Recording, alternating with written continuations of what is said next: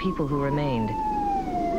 The arguments about and the controversy over the South Bronx will always go on, but the real work, the process of rebuilding, both of property and of lives, quietly goes on. And then somebody was making money, in my estimation. Yeah, well, it was all arson. Definitely. All arson? Oh, yeah, after a while, because I guess with the rent control and all this other stuff, people, weren't keeping up with the landlords figured they're better off torching the places, and then the people themselves wound up doing it because they'd get relocated. They'd get welfare money. Better housing, and they get money for it. And it was a benefit. This is going to sound awful biased. Yeah. It's the truth, but biased or not, that's the whole thing. Like, I don't care about bias. It's what's happening. One of the chiefs that was here said that we're just a holding action. We're a holding force. We're a force of occupation. Welfare used to dump every social problem into this area. And any time, whether it's in the Upper East Side, when you put 40% of multi-social problem people in one area, that neighborhood's going to go. How can you have a politician come in here, he won't sleep here, and then he'll turn around and tell you he understands your problem? And then when you do have to live here and you can't move around because it's 20 billion people crammed into one tuna fish can. I wonder, was this a plan in the beginning to get rid of the poor? What the hell was the plan? What was the reason for this? I could see no reason why you could take a place the size of Staten Island and be all vacated, nobody home. It don't make sense to me. It really don't make sense. There's nobody's home. There's nobody here. I don't understand it. Where do these people go? We were inside watching it burn. I don't think we realized everybody else. It was busy, and we enjoyed putting fires out. And the housing was good. It's the people. Tenements, 6-story tenements. The people wound up ruining them. They had no consideration. They didn't care about property. Matter of fact, they don't even care about life, as far as I can see. What lettering do this whole society come under? Let me interject. America, am I right? Let me interject. America, right? Yeah. One point, so, yeah. I'll be right with you. We'll go into the books, and we'll start from America. When you get through the end where the brother owns this, then you'll realize how to spell America. Then you'll realize how many letters in America has been left out. We are the letters. You got to create jobs around here, otherwise forget it. You can put all the new buildings you want. If they don't go to work, it's the same thing's going to happen. You want to talk about prison? This is a prison. This is not a commercial. This is real life. This is New York. How would I look standing here singing New York, New York to you? Because this is what it's really like. What we need now is a couple of bricks. And as I don't mean a couple of bricks, I mean a couple of bricks. People who would lay themselves on the line to say, hey, I know I'm not going to come out of place, and if you're not going to come out of place, we're going to have a strong building. I know we can hold together. I became aware of the fact that there was something different happening in New York, in the Bronx, the South Bronx, and that something different was Banana Kelly. Kelly Street in the Hunts Point Longwood section of the South Bronx is shaped sort of like a banana. Known to nearly everyone as Banana Kelly, it's the home of Banana Kelly Community Improvement Association, an island of hope, guided by a philosophy of self-help in an area that many have written off. The group is composed of people who live on Banana Kelly, or who once did and have come back. It's a diverse group, but with one important common goal, to reverse the downward trend of the South Bronx. I'm very delighted to have been associated with Banana Kelly because Banana Kelly is one of the strong, vibrant groups that will bring change about in this city. Some people say we're small potatoes. We don't mean anything. But we know who we are, and we know what we are, and we are proud of who we are. I saw on your brochure, it says Banana Kelly, South Bronx Self-Help Pioneers. When you read the Bible, it says, by the sweat of their brow ye shall know them. And Banana Kelly is proving it by bending their back and picking up the burden and the sweat of their brow to renovate, improve, and bring back the vitality that was once here. You are the pioneers. You will go down in history for what you are doing. Your dedication to the cause of revitalizing your neighborhood.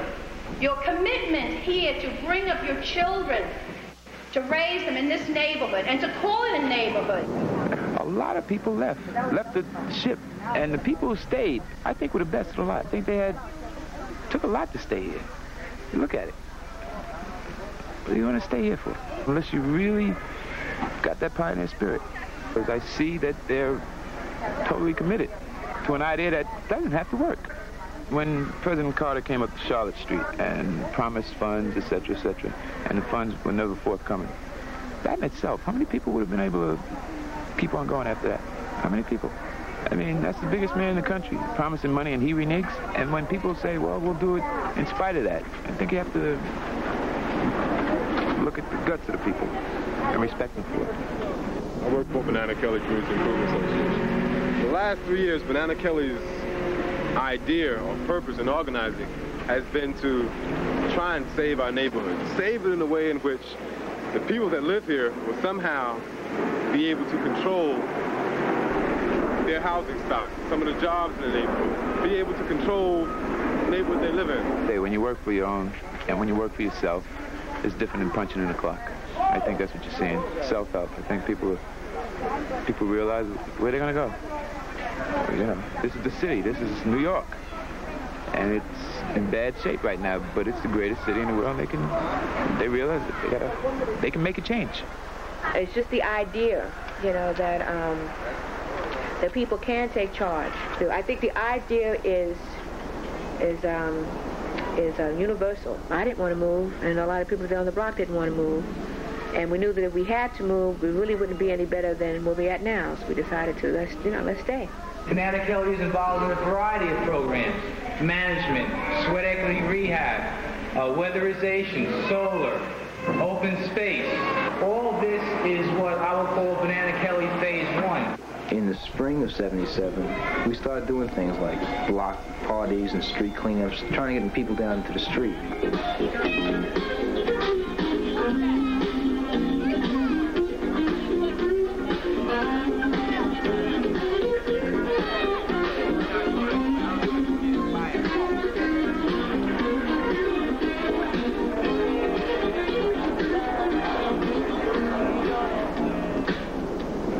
Hard to tell people, especially people that are unemployed, come down, volunteer your time, and together we'll do something to make a better community.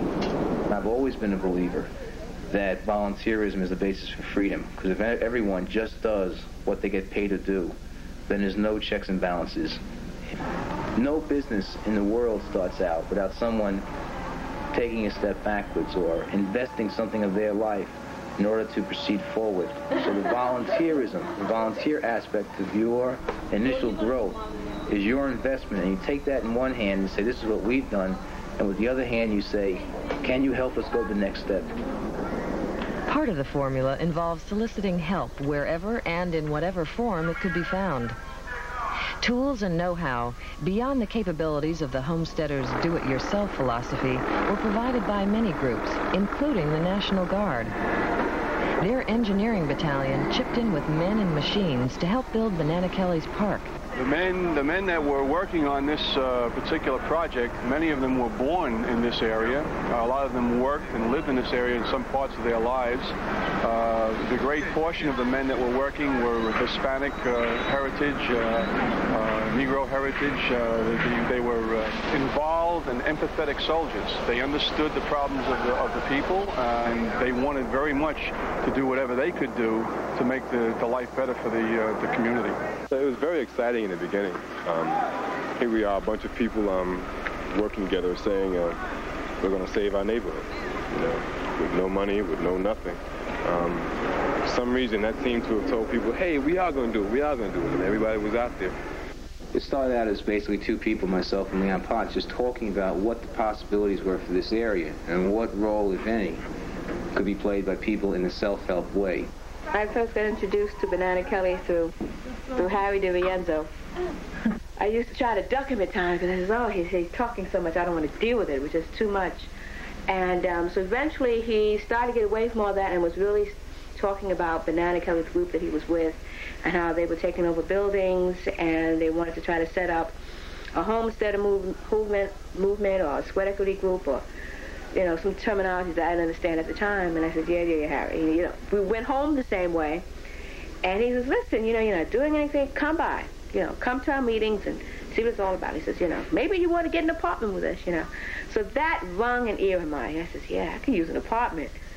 So that weekend I went and went into this dreary little basement. I said, oh, my God. And we went through all of this dog in the basement and all these strange people, and I said, In any neighborhood, you have a dominant person or a dominant group of people. And in this particular neighborhood, it's the Potts. They've grown up here. Mr. Potts, I feel for his hard work and, perseverance and whatnot, was able to acquire a lot of the buildings. Had he not, probably the buildings we have now would not be there. He thought that if he just heard him bought the buildings, maybe he could stop the trend, in his way, which I believe, he contributed. And I think a lot of that rubbed off his kids. Now, knowing my father, he's a very hard-working man. Would he have, with the blight, not the blight, okay, would the deterioration of the South Bronx chased him away? It might have, To look at him and see the way he works now, no, he wouldn't have. He would have survived it anyway. When you put, it's just like you have old car or anything, when you put sweat, blood into someone, no one knows the value of it but you, because you in every one of these buildings, I have cut my hand, I have blood, I got blood in every one of these buildings. I cut my hand, mashed my hand, now I have sweat in every one of them. My wife, my children, no one knows the value of the building like I do. I started dealing with Banana Kelly, and I kind of changed my whole social life dealing with the type of thing. I had normally been, running the streets, playing basketball, dealing drugs, a bunch of other stuff. When a bunch of the fellas on the block got into Banana Kelly, we all kind of became sort of like a bookworm, but it's a neighborhood worm, and so we were just dealing with the neighborhood. When someone like Harry, who I feel is a catalyst, you're a group of people that's sitting down and trying to find an answer to how to stop your neighborhood from deteriorating, a neighborhood that's been your home for years, and someone like Harry comes along, you kind of jump at it. I remember it was about 1977 in September where Leon approached me with a memo indicating that if you care for your neighborhood, come and join us in a meeting. And I did. I went to the meeting. And I was really inspired by what Harry had to say and Leon and everybody else about sweat equity. And the concept of sweat equity is just that you work for low-income cooperative housing. Urban homesteading in the South Bronx is never heard of. Really. This is like a dream for black people in the city.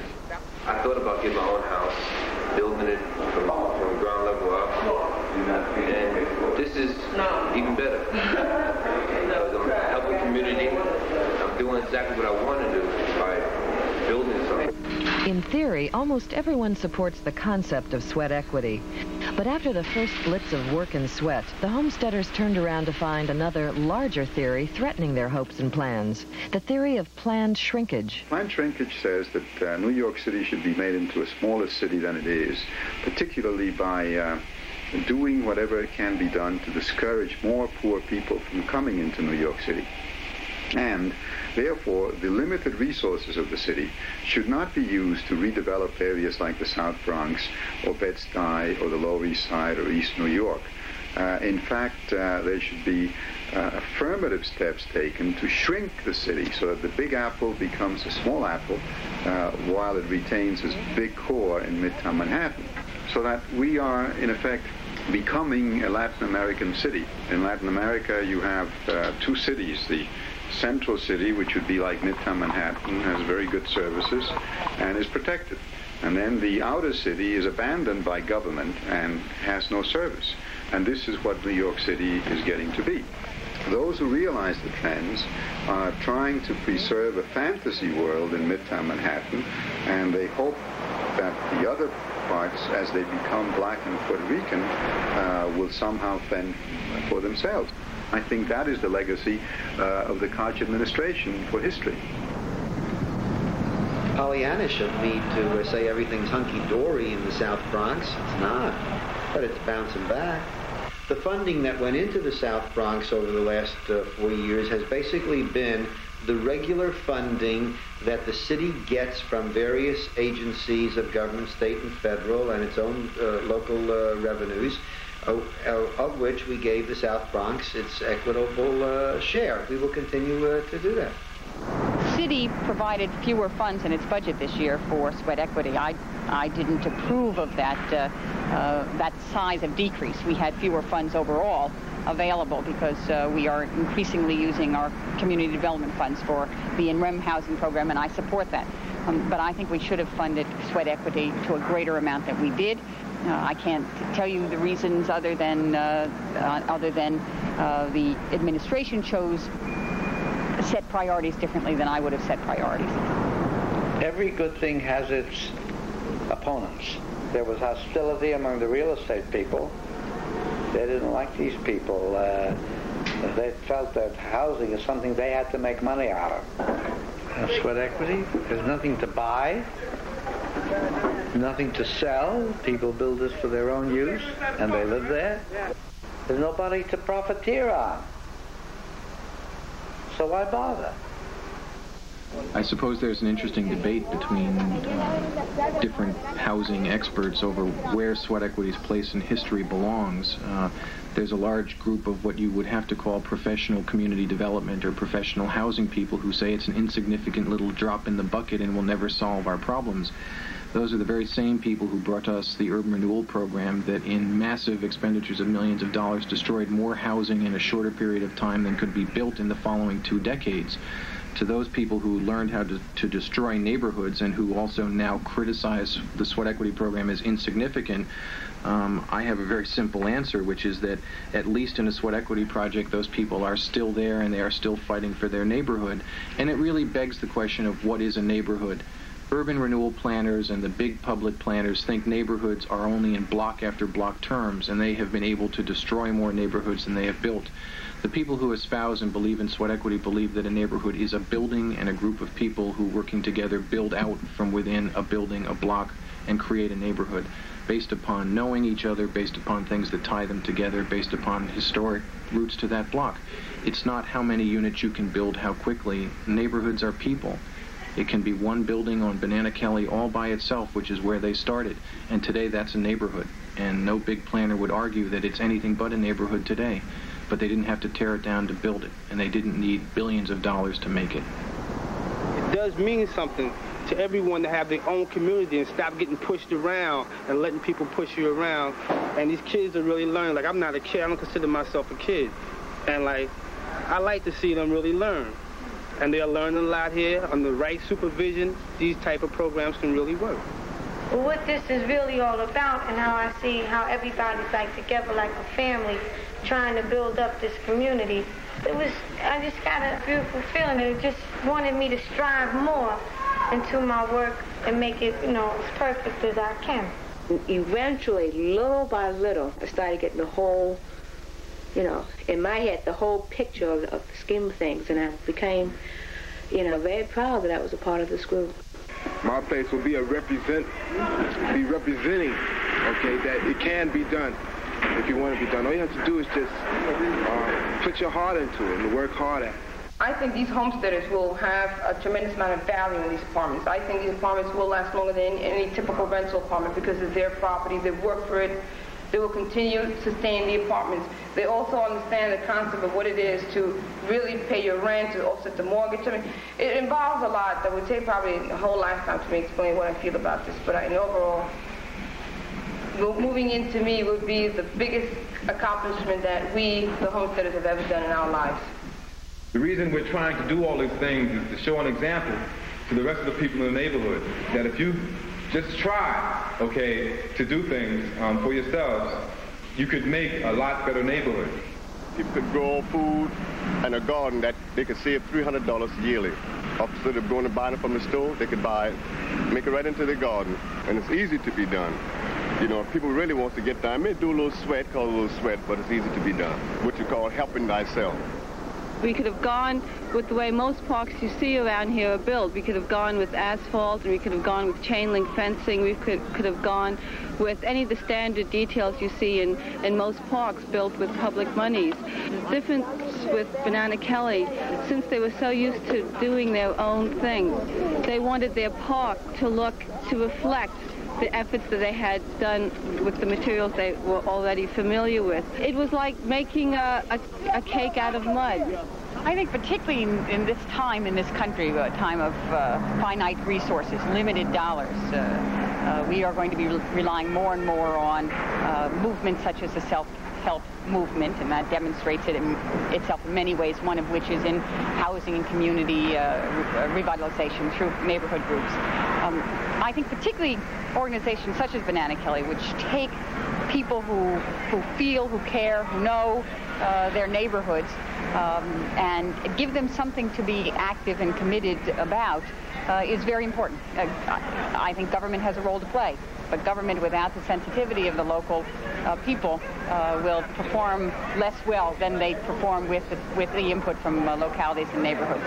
If neighborhoods are interested enough in themselves so that they'll work and create a new community and a better community, as you've done here in Banana Kelly, then I think there's a great deal better chance of seeing New York the kind of city we want it to be. Rather than words, I think that the actions speak better as we present the checks, because I want to make sure they're in the right amounts. This one is for $89,400. Harry DiRienzo. Ossie and Bob. $89,400.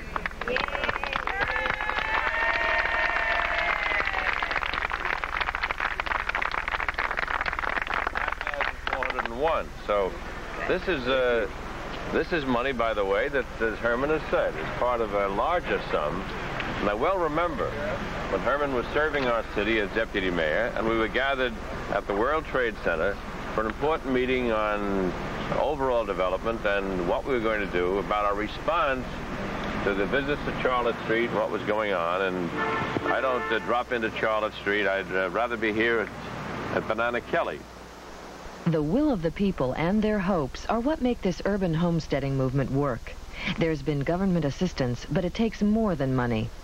It takes the continuing commitment of the individuals of Banana Kelly to the goals of their community. They're modest goals, but they're a first step.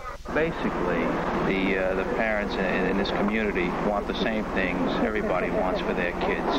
You know, they're all out for the same goals. The same thing I want for my children, they want for their kids. And they live in an area where it's poverty-stricken, and they're just out for the same American dream that everybody else is out for. I'm convinced that someone who has left the area, say this year, who, you know, and who just comes back in 15 years, what are they going to see? All right, they're going to see on this particular block, on Banana Kelly, a thriving community. You know, lights in every window, happy people from the deep down innermost part of their soul, just really happy. You know, successful living right here.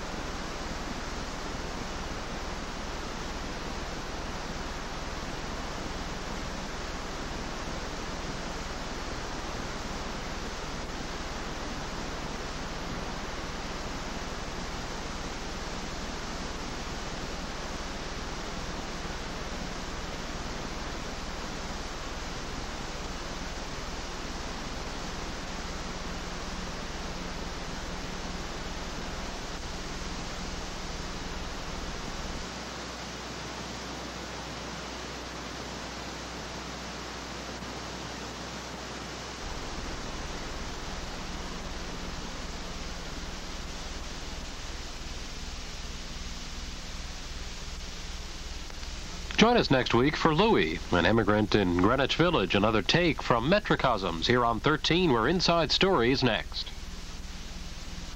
Does U.S. energy policy threaten to destroy national parks and Indian cultures in the American Southwest?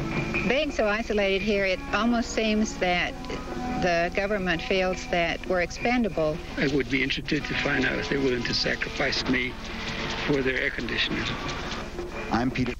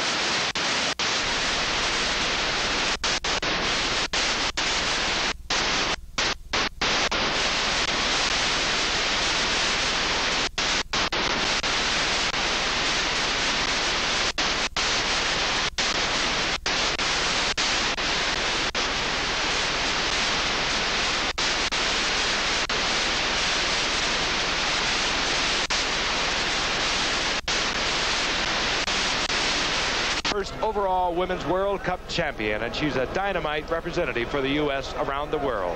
Here's Jack Whitaker with a profile.